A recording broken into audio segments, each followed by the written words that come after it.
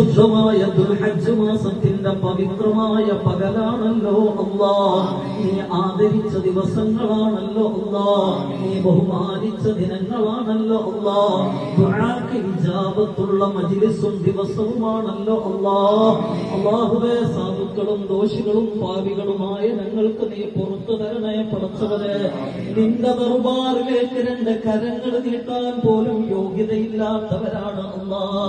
അല്ലാഹുവേ, ഞങ്ങളുടെ നന്മകളെക്കാളും കൂടുതൽ പാപങ്ങളും ദോഷങ്ങളുമാണ് അല്ലാഹ്. നീ വിട്ടുപുറത്തു മാപ്പാക്കി തരണേ റബ്ബേ. നീ വിട്ടുപുറത്തു മാപ്പാക്കി തരണേ അല്ലാഹ്. ശിഷ്ടകാല ജീവിതം നിനക്കിഷ്ടമുള്ള വഴിയിലൂടെ സഞ്ചരിച്ച് ഈമാനോടെ വിട പറയാൻ നീ ഞങ്ങൾക്ക് ഭാഗ്യം നൽകണേ അല്ലാഹ്.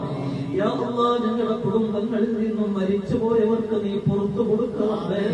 വിശിഷ്യ ഈ കുടുംബത്തിൽ നിന്നും വിട പറഞ്ഞു പോയ ഉമ്മാടെയും ഉപ്പാടെയും പ്രിയപ്പെട്ട മകളുടെയും കബർ നീ സന്തോഷത്തിലാക്കണേ അല്ലാഹ്.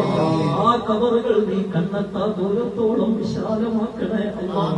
പടച്ചവനെ, ആ കബറുകളിൽ ഏതെങ്കിലും ഒരാളുടെ കബറിൽ എന്തെങ്കിലും അദാബുകൾ ശേഷിക്കുന്നുണ്ടെങ്കിൽ നീ മാറ്റണേ റബ്ബേ.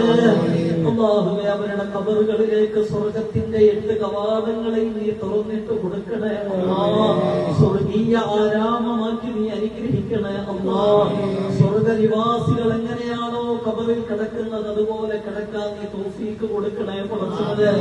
ജീവിതകാലത്ത് അവർ അറിഞ്ഞോ അറിയാതെ എന്തെങ്കിലും അവരുടെ ജീവിതത്തിൽ തെറ്റുകുറ്റങ്ങൾ വന്നു പോയിട്ടുണ്ടെങ്കിൽ പുറത്തു കൊടുക്കണേ റബ്ബേ. അല്ലാഹുവേ, ജീവിതത്തിൽ ചെയ്ത എല്ലാ നന്മകൾക്കും 700 ഇരട്ടി പ്രതിഫലം നീ കൊടുക്കണേ അല്ലാഹ്.